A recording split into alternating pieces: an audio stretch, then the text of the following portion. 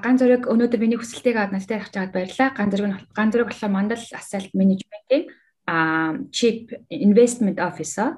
Тэгээд ганц зэрэг одоо сая ингээд Монголд одоо хоёр дахь хөрөнгө оруулалтын сан одоо болж Мандал Asset Management одоо хөрөнгийн биржээс эрхээ авсан байгаа. За тэгээд үүнтэй холбоотойгоор одоо манай ингээд нэг Австрали улсад амьдарч байгаа монголчууд хэрвээ энэ хөрөнгө оруулалтын санд одоо оролцоод одоо өөрсдийнхөө хөрөнгийг ингээд хөрөнгө оруулалт хийгээд өсгөё гэх юм бол одоо хэрхэн яаж мөнгөө шилжүүлэх юм. За тэгээд яагаад заавал Мандал Asset-ыг бид нэр тэ мөнгөө байршуулах хэрэгтэй юм. Фосоос ямар даваа тэгээд хоёрт нь гэх юм бол одоо Монголд арилжааны банкны хадгаламжийн хөв жилийн 8% тагаа тий. Тэгэхээр бид нэр ингээд нэг жилийн хугацааны дотор 8-аас илүү олно гэдэг expectationтэй танай хөрөнгө оруулалтын санд оролцоо гэж. За тэгэхээр манай хөрөнгө оруулалтын сангийн гол зорилго бол одоо банкны тухай шинэ хууль гаргаснаар банкуд бол Монголын арилжааны топ банкуд бол нээлттэй болох хэрэгтэй болсон. За энэхүү нээлттэй болгонгод энэ банкуудын хувьцаанд хөрөнгө оруулъя гэдэг энэ үндсэн хөрөнгө оруулалтын бодлогын хүрээнд бол манай сан байгуулагдаж байгаа. За хөрөнгө оруулалтын сангаар дамжиж орохын давуу тал хэд хэдэн давуу тал байдаг. Хамгийн ихнийх нь болохоор энэ нэгдэж нэг сан дээр бүгд цуглараад тэг хөрөнгө оруулахаар тухайн одоо хувьцааг бол хямдаар худалдаж авах боломж орж ирж байгаа. Өөрөөр хэлбэл бөөний худалдаатай адилхан. Хүн очиод ганцаараа тэр бүм төгрөгөөр ч юм уу сая төгрөгөөр ч юм хөрөнгө оруулах ихээр тэр дүн жоохон учраас банкны хувьд бол ингээд зүгээр л биржрээ авчдаг. Хөрөнгө оруулалтын сан дээр бүх institutional investor дээр бүгдээр ингээд мөнгөө цуглуулж байгаа. Тэгээ юм том дүнгээр 100 тэрбум ч юм уу хөрөнгө оруулалт ихээр арилжааны банкуудын бол хувьцааг хямдаар зарах. За бөөний юм чинь хямд зардаг. Ийм боломж олж ирж байна. Тэр шууд ашиг их боломж олж ирж байгаа. Нэгт. Хоёрт тухайн хөрөнгө оруулалтын сан дээр менежер гэж тэмдэглэдэг. Тухайн менежер нь бас энэ хөрөнгө оруулалтын сангийн хөрөнгө оруулалтыг бол одоо араас нь хөөцөлтөд гэх юм уу да тий. Тухайн банк дээр одоо төлөөлөлт зөвлөлтөнд суугаад менежмент нь оролцоод хөрөнгө оруулсан тэрхүү компани ашигтай болох бүхэлдээ хангаж идэг гэсэн. Өөрөөр хэлэх юм бол одоо таны мөнгөний өмнөөс хин нэгэн санаа зовоод таны тэр худалдаж авсан компани сайжруулах гэж гүйжидгээ гэсэн. Бид нар зүгээр хувьцаанд хөрөнгө оруулахаар нэг холоос ажиглах үүрэгтэй орчдөг шүү дээ. Нээлттэй мэдээлэл хийж байгаа зүгээр санхүүгийн тайлан мэдээлэл төр үндэслэл ер нь гоё болох гэж байгаа юм шиг байна. Эсвэл муудаж байгаа юм шиг байна гэж талдаг.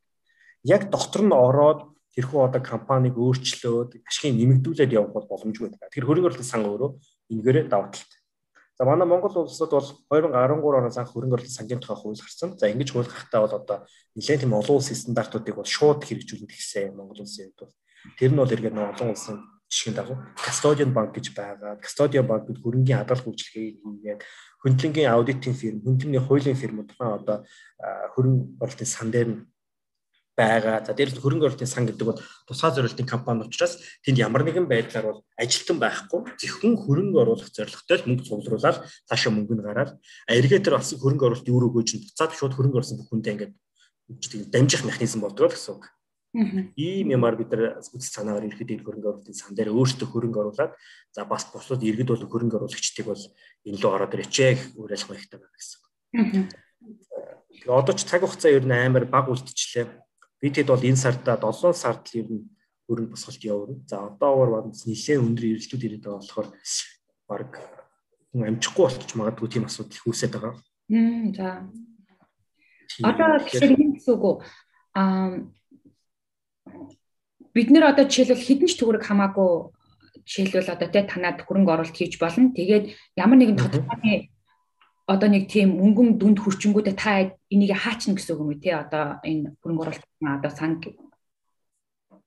тий энэ яг шууд хаагдахгүй энэ нэгэд нэг тэр хугацаанаас хэтэрсэн дүнгууд нь шууд нэг хувь нь буураа яваад байдаг байхгүй юу дахиад нь биелээ болчихдаг цаашлаад хагас мас бэлдээ явчихдаг гэсэн үг тэр тэгэхээр нэлээд тийм асуудалтай байдал руу орчин тэгээ тийм асуудал руу орохгүй тулд гяс босгоод ячмаар гоо нэгдээд эхэлчихэд болцохоор байгаа байхгүй тэгээ бид нар тэр асуудал гарахгүй тулд бас биржтэй яриа зохицуулах гал үзээд л байгаа. Тэгээд одоо нөгөө нэг бид нэгтэй банкнд хэрвээ мөнгө хадгалах юм бол за нэг том банк байгаа учраас ингээд найдвартай гэж бодож байна. За хувьцаа авж байгаа бол за нэг хөрөнгийн бэйж дээр ядаж тэр нь бүртгэлтэй болчихно гэж ойлгоно. Тэгэхээр одоо ингээд би өнөөдөр өөртөө байгаа 10 сая төгрөгөө танаад ингээд итгээд өгчлөө тий одоо ингээд одоо танаа данс. Тэгэхээр ингээд миний ингээд тэр 10 сая төгрөг бас ингээд хөрөнгийн бэйж дээр бүртгэгдэх юм уу? яаж ингээд бид нэр та бүгдэд ингээд яг хитгээд мөнгөө ингээд байршуулах вүлээ. За одоо энэ хөрөнгө оруулалтын сангийн хувьд л яг таны хэлж байгаачлан хөрөнгийн бирж бүртгэлтэй байгаа. Тэгэнгүүт одоо таны явуулсан захиалга болгон шууд хөрөнгийн бирж рүү орчиж байгаа систем бүртгэлтэй явчихж байгаа. Ингээд ялгаагүй тухайн одоо мөнгөө жишээ нь за жилийн дээр буцаа гаргаад авбарсан гэвэл хөрөнгийн биржээр зараад гарчихна. Тэр утгаар бол одоо тэгээд дээрэс нь хөндлөгийн кастодиан банк хянаж байгаа. Тиймэрхүү зохицуулттай байгаа гэсэн. Эргээд бид нар ч одоо банкны хувьцаа худалдаж авах гэж байгаа. Тэгэхээр банк нь хадгаламж хийж болж байгаа. Би чи банкнд итгэж шүү дээ. Тэгэхээр банкны хувьцаа гэдэг бол их ойролцоол үзэгдэл байгаа байхгүй юу? Зүгээр өгөөж нь тэрнээс ихэд их байх боломжтой л гэсэн үг. За ойлголоо. Одоо тэгэхээр хамгийн төрүүлээд одоо жишээлбэл ингээд та нэг 50 тэрбум төгрөг одоо жишээлбэл ингээд хэлж босгоно гэдэг. Тэ бид нар ингээд мөнгөө ингээд хийгээд тэр нь бүртчлээ. Тэгэнгүүт хамгийн төрүүлээд IPO хийх гэж байгаа банк нь ямар банк байгаа юм бэ? Одоо тэр нэг хизээ ингэж байгаа. Хийх хамгийн ойр явц. Банкуудын яг хамгийн ихэнд хийх сүүлд хийх нь бол одоогоор тодорхойгүй байгаа.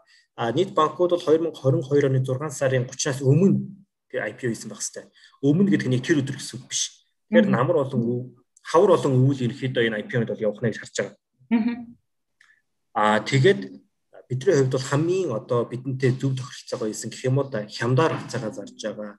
Стратегийн түвшинд нь өөрчлөлт хийж зөвшөөрж байгаа тий. Хамтран ажиллах саналыг хамгийн хүлээж авсан тэр банктай бол хөрөнгө оруулалтыг хийн. Тэгж гэмээр бид нар ч одоо хийж байгаа хөрөнгө оруулалтууд бол хамгийн ашигтай байлгана гэсэн үг шүү дээ. Тэгэхгүй том гээд тухайн банкны хувьцааг өндөр үнэтэй авчих юм бол буруудаж байгаа байхгүй. Тэр хөрөнгө оруулалт маш муу хөрөнгө оруулалт чинь гэсэн үг. Ойлголоо. За одоо жишээлбэл өнөөдөр би тий яриагаа хийгээд танд тий та намайг ингээд итгэх одоо би танай компанид итгээд өөрийнхөө 10 сая төгрөгийг танай бансанд ингээд байршууллаа. Тэнгүүд бата сарын дараа ч юм уу тий магадгүй 2 сарын дараа танад 10 сая төгрөгөө байршуулахад би ямар давуу талтай болох вэ гэхлээр миний 10 сая төгрөгөөр одоо төгрөгний одоо арилжаа маань төлөвлөж хийх юм байна. Одоо жишээлбэл магадгүй тий танай хамгийн эхлээд хаан баг IPO хийлээ гэхэд би тэр хувьцааг авах боломж нь надад арай илүү байна гэсэн үг юм. Үгүй. Яа гэж юм тэгэхээр төрүүлж хийсэн хүмүүсийн нөгөө нэг үнийн дүн чинь манайх чи нэг жирхэнэ бол 1000 төгрөг гаргаж байгаа шүү дээ. Одоо хоёр дахь зах зээлийн арилжаа ихлээр бирждэр би шууд аваад зараад гэж болно гэсэн шүү дээ. Манай сангийн одоо нэг жирхийг буюу сангийн хувьцааг. Тэгэнгүүт нь хоёр дахь зах зээлийн арилжаа эхэлж үнэн дэшээ дэж хөдлөд эхэлнэ.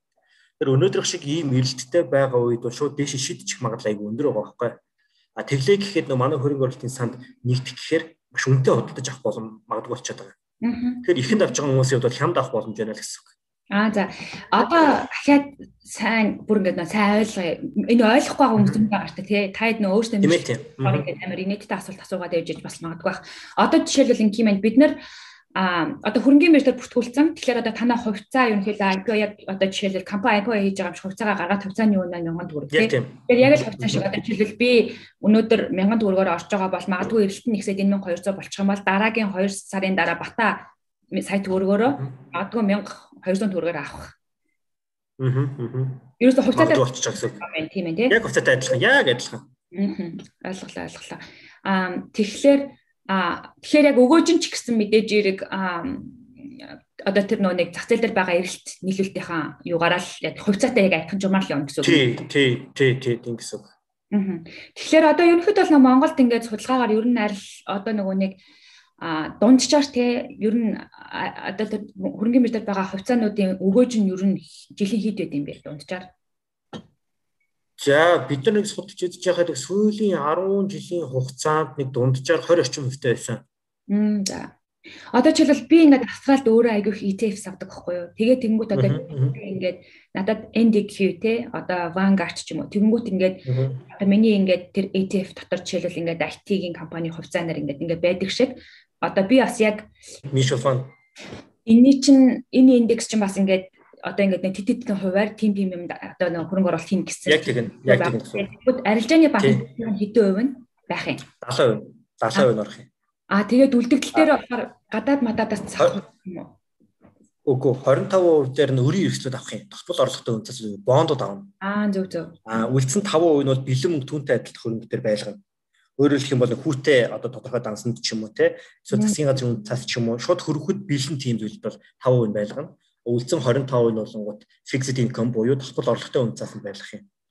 Заавал fixed income ингээд cash хэлбэртэй байлгаж байгаа зорилго нь юу юм гэхээр манай хөрөнгө оруулалтын сан дээр хүмүүс гинт нэг өдөр бүгдээр ярилцж байгаа. За ногдол шиг авъя гэж ярилцахад болно.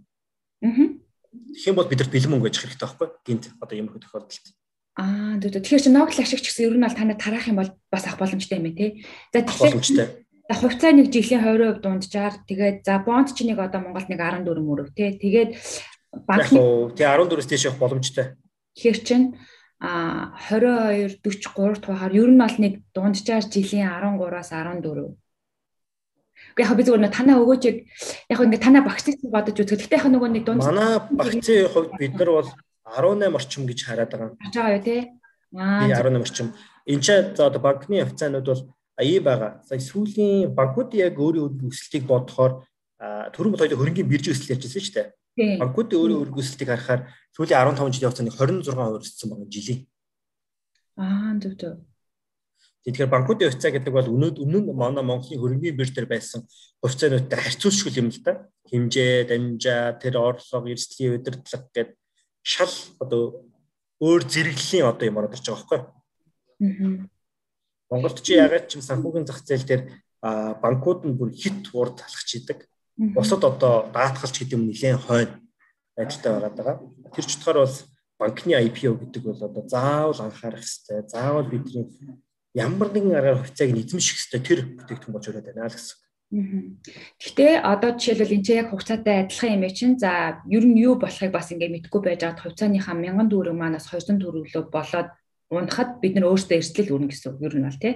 Тэгээд Тэгээ нөгөө Монголд ч юм болох нэг компаниуд ирэхэд IPO хийгээд дандаа IPO-ныхын дараа үнэ нь буурдаг гэж тэгэд идэм билээ. Би зүгээр нэг тийж яг зүгээр арилжааны банк гэдэг утгаараа ингэдэг Монголд явж байгаа би өмнө хэлжсэн чинь өмнөх одоо хөрөнгөний байр дээр байсан хувьцаанууд бол амар чанартай компани цөөхөн. Ер нь гарын 5 уран багтан да чанартай компаниэр бол. За тэгснээ Монголд нэг том алдаа байдаг нь өмнө гарч ирсэн хөрөнгөний бирж дээр гарсан компаниуд үнэлгээгээ маш өндөр гаргадаг. Өөрсдөө хитрхи өндөр үнэлж гаргадаг. Хит өндөр үнэлэгдсэн юм чинь гарчлах дараа унжиж байгаа байхгүй. Тэгэхээр хөрөнгө оруулалтын сангаар дамж авахын давуу тал нь юу болоод байна? Бүгднгийн нийлүүлээд том дүнгээр орно. Ингээд ирэнгүүт бид нар тэр өндөр үнэлгээтэй гар нэгдэг банкт бол харьцахгүй гэж байгаа шүү дээ. Зөвхөн яг боддоор өгөөж өгч чаддгүй. Бодит үнэлгээтэй те. Бүр боддоос ч доогуур үнэлгээтэй. Тэр банкыг бодлож байгаа л гэж. Ойлголоо. Тэгэхээр тэр нөгөө шууд үнэн нь унах эрсдлээс төдөж нэл одоо хамгаалж ийна л гэсэн санаа. Одоо чинь юм шүү дээ. Та PE гэдэг зүйлс мэдэх бах те. Price to earnings гэдэг. Тэр үзүүлэлт байгаа. Тэр чинь болохоор үн ашигын харьцаа буюу тухайн хувьцааны үнийн одоо чинь 100 төгрөг хөрөнгө оруулалт хийвэл яг одоогийн ашигаараа хэдэн жилийн дотор одоо энэ хөрөнгө оруулалт нөхөгдөх вэ гэдэг үзүүлэлт байхгүй. Чинь P 5 гэж ивэл 5 жилийн дотор яг өнөөгийн ашигаараа бол сая хийсэн хөрөнгө оруулалтыг бол нөхөх юм байна гэсэн ойлголт гарч байгаа. Гэтэл Монголд яаж нэгэнт P 15 ингээд даваагчдаг байхгүй. Тэгэхээр ямар санаа гарч ирэх вэ гэхээр 10 жилийн дараа энэ хувьцааны хөрөнгө оруулалт бол нөхөгдөх юм байна гэдэг ойлголт гарч байгаа байхгүй. P 10. Гэтэл Монголд хадгаламж нь мөнгө өмнө нь одоо 7%. Өмнө нь 15%-аар чинь их боломж байсан. 15% гэдэг чинь 10 жилч болохгүй би мөнгө нөлөөлж байгаа байхгүй тий. Тэгэхээр чи Монголд хадгаламжийн PE чинь өөрөө жижиг байсан байгаа зү тий. 7 болоо. Тийм ээ тий. Тэгэхээр хувьцаанд 7-оор дээш хөрөнгө оруулалт хийж утгагүй байхгүй. Хадгаламж 7 юм бол би юу ч 95% хөрөнгө оруулах юм. Тэр хувьцаа гэдэг бол 5 юм уу 4 байх хэрэгтэй болж Монголд. Ингээ хүнээсээ шалтгаалаад энэ үнэлгээ өөрчлөгдөх хэрэгтэй. Тэгэхээр энийг бол одоо тэр болгон энгийн хүмүүс гэх юм уу да хувьцаанд тэр бол хөрөнгө оруулалт хүмүүс бас мэддэггүй. Яг мэрэгжлийн хүмүүс бол энийг бол харж удаж байгаа. Утгаараа одоо сангаар дамжих насны талаар давуу талч байгаа байхгүй. Зөв. Одоо тэгэхээр нөгөө нэг Монголд хоёр шиг одоо хөрөнгө оруулалтын сан байна. Нэг нь болохоор одоо ган хаяг захиж байгаа хос тий. Танах. Тэгээд нөгөө нэг танаахыг яагаад ингэ бас анзаарсан бэ гэхлээр нөгөө нэг ганцаараа захирал ингээл банкны эзэд болцгоо гэлгээзэндээ тэгэхээр бас нөгөө мэдхгүй байгаа хүмүүс бас байж магадгүй. Тэгэхээр нөгөө нэг танаа яг өдөртөх одоо нөгөө нэг одоо яг энэ одоо менежмент чинь ямар хүмүүс байгаа вэ гэдэг одоо за манай одоо мандлынхан чинь бараг сүүлийн 20 жилийн хугацаанд ер нь Монголын санхүүгийн зах зээл дээр ажиллачлаа дөө. Тулзын дараагаар нь бол Үлдэн хоёрын ганц захирал ажилладаг. За би одоо бол Мандал менежмент компани гүйцэтгэх захирлаар ажиллаж байна. За өмнө бас л би Мандлын угшилтай гэх юм уу да энд л ажиллаж исэн. Явж исэн. За яг одоо манай одоо Мандал менежмент дээр энэ сантай холбоотой хүмүүс гэх юм бол манай партнер Баатар Жав, Бат Хишиг, Бат Зэрэг гэх залуучууд байна л да. Ер нь эдийн засгийн судалгаа энэ төр хийдэг.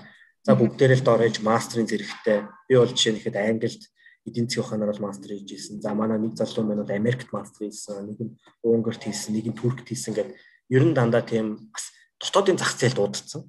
Давхар олон улсын яг нэг мэдл боловсролыг эзэмшсэн. Энэ хоёрын нэг хослолыг авч явдаг тийм л хүмүүс байна. Сүүлийн зүгээр нэг 20 жилийн хугацаанд бид ингээд ажиллахад бол хөрөнгө оруулалтын олон чиглэлээр ажилласан байна. За ингээд ажиллахад ер нь багадаа л нэг 20% өгөөжтэй ажиллаж исэн байгаа юм. Тэгээ бид нар чи одоо чинь мандал гэдэг даатгал байгаа. Мандал даатгал чи өөрөө нөө фанд гэхгүй нэгтгэл иншүрэнс фанд гэдэг. Энэ иншүрэнс фанд дээр ихэд түрүү жил бид нар нэг 22% өгөөжтэй ажилласан ч гэдэг юм уу.